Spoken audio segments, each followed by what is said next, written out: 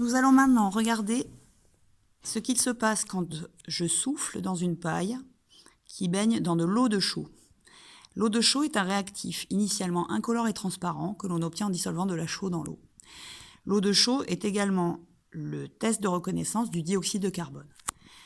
Je vais donc souffler à l'aide de ma bouche dans la paille pour faire buller l'air que j'extrais de mes poumons dans l'eau de chaux et on va regarder ce qui se passe. Donc je stabilise et je souffle.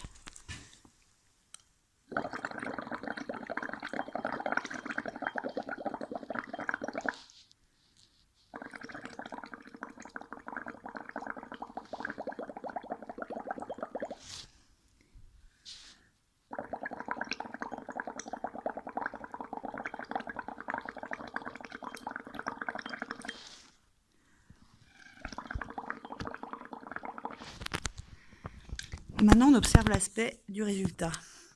Très nettement, on voit que l'eau de chaux s'est troublée, c'est-à-dire qu'elle s'est légèrement teintée d'un blanc laiteux. Ce résultat est positif. Cela signifie que le gaz qui a bullé dans l'eau de chaux a fait réagir l'eau de chaux, et donc que le gaz que j'ai extrait de mes poumons est du dioxyde de carbone. Ce test sert de test de reconnaissance du dioxyde de carbone. Si on veut savoir si un gaz est du dioxyde de carbone, il suffit de le mettre en contact avec l'eau de chaux. Si l'eau de chaux se trouble, c'est que le gaz est de dioxyde de carbone.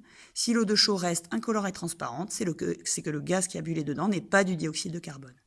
On a donc ici une expérience double, celle qui permet de connaître le test de reconnaissance du dioxyde de carbone, et celle aussi qui permet de prouver que le gaz qui est issu de l'expiration de nos poumons n'est pas l'oxygène, mais le dioxyde de carbone.